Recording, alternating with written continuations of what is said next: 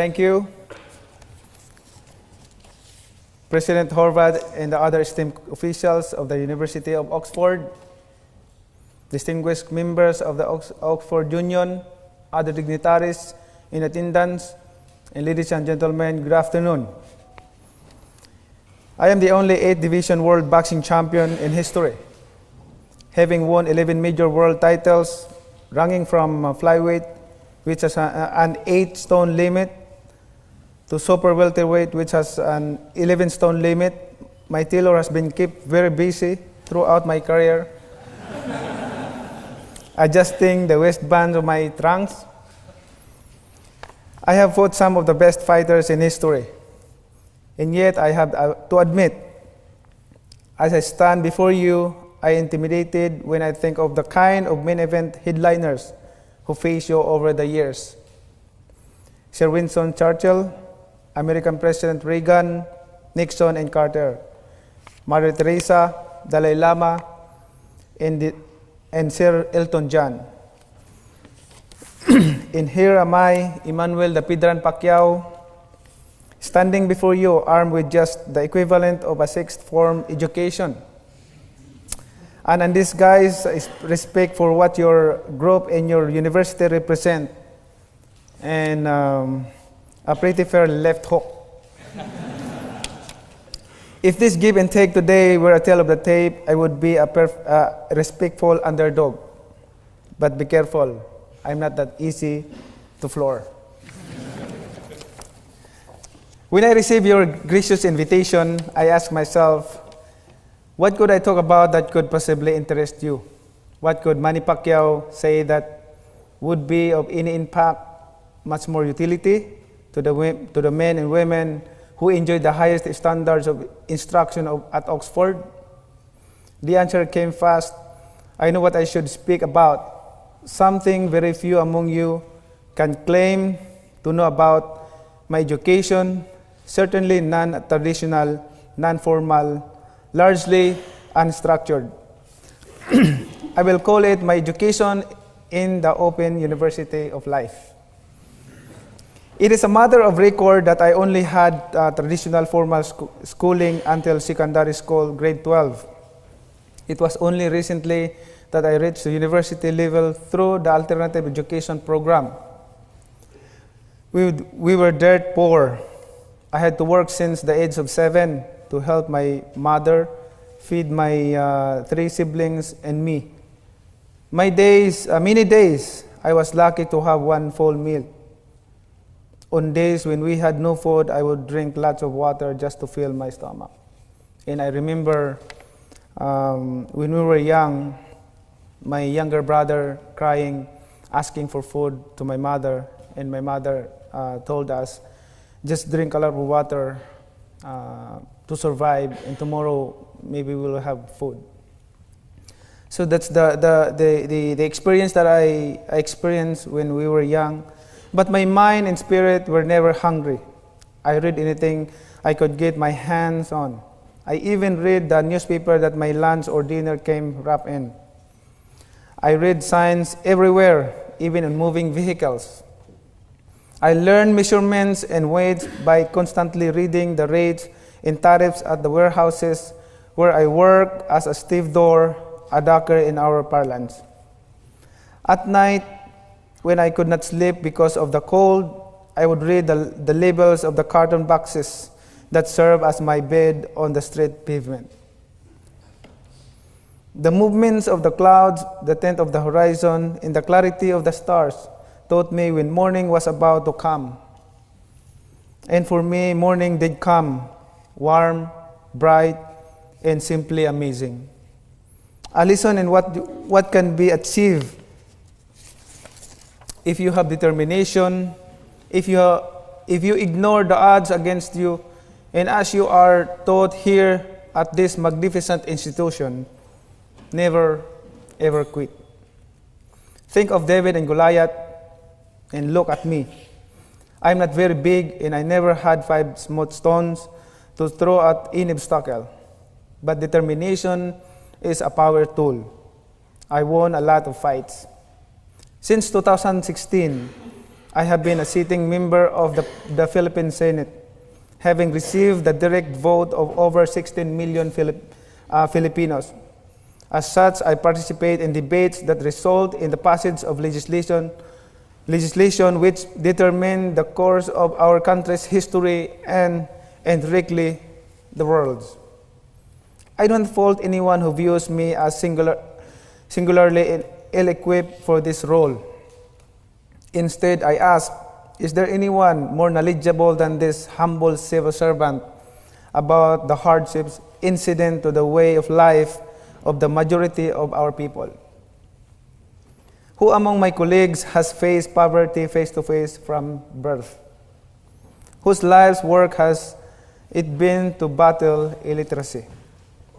In crafting effective laws, there is no better guide than the pulse of the masses. I may not have financial acuity.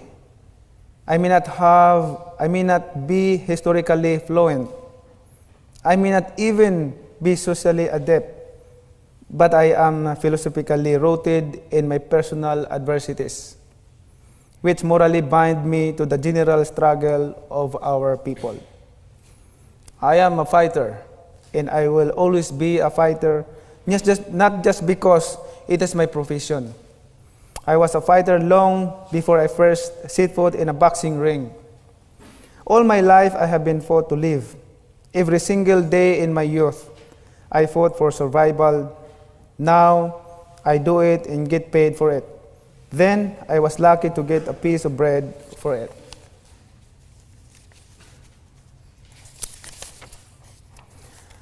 But how are my struggles of any value to the Filipinos? It cannot feed or clothe all of them. No matter how much I give financially, hundreds of thousands more remain wanting. In 2013, in the aftermath of Category 5 Super Typhoon Haiyan, locally remembered as Yolanda, the deadliest typhoon to devastate my country, leaving a record of more than 10,000 dead, I went to Tacloban and visited a nightmare. The place was a virtual ghost town. Everyone had lost someone from their family. Others, their entire family. No property was spared. There were bodies everywhere. There was no food, no water, no electricity. Each face I looked into bore the same expression: defeat. Not a single person there thought that they could ever recover from that tragedy. I thought to myself, I can give millions, as have many other donors from all over the world, but no amount of money can give these people hope. I too fought against despair. But then I had an idea. We set up a makeshift basketball court and I started shooting some hoops. Then one boy picked up the ball after one of my shots and tried a shot. Soon there were enough of us to have 5-on-5 match, and we did. The smiles, the laughter, the hopes of joy of those boys during the game are memories forever etched in my heart. To have lost everything overnight, including parents, siblings, friends, but to still have the ability to rise above one's person loss and reach out to your fellow man, even just in play, to find joy together. There, at that point, in those victims' eyes, I found hope. Those boys who had nothing left gave me hope. By the way, I would like to thank the United Kingdom for donating more than 60 million pound for the typhoon victims. Thank you very much to all your support and the donation. 4 years later, I would see the same physical and societal devastation in Marawi. Our beautiful city of the south was reduced to ruins by civil strife. Death and destruction broke the hearts and backs of its residents. but not their spirit. 1 year later, Marawi is now under rehabilitation. This and other experiences like this motivated me to answer the call of public service. I believe in all humility that my life is just a snapshot. It is a glorified blow-up of what millions Filipinos live through on a day-to-day basis. The hardships, the challenges, the back-breaking, hope-extinguishing, despair. Yet, through the ashes of destruction, the Filipino always manages to rise up and fight another day. I believe that I was born for a purpose and destined to serve as an inspiration for the average Filipino in the rest of the world, to fight, to rise above adversity, to conquer and defy, and to embrace life in all its difficulties. Manny Pacquiao is the best fairy tale every Filipino could tell and retell to all generations yet to come. Manny Pacquiao's story is incredible but true. Miracles do happen, dreams do come true. Being poor does not mean one must die poor. Hard work and persistence will set you free from the shackles of poverty, but it is faith that will take you to the very top. And that is Manny Pacquiao's story. So I ask you, all of you, to never lose faith in what you can do as human being. Believe in the loyalty of the family and believe in the Almighty God. It is not easy to believe in the power of one, but I ask you to look around you, count the faces, do the multiplication, and suddenly we are a power of 50 or 100 or 1,000. You, with your education, determination, and faith, you can change the world. Thank you.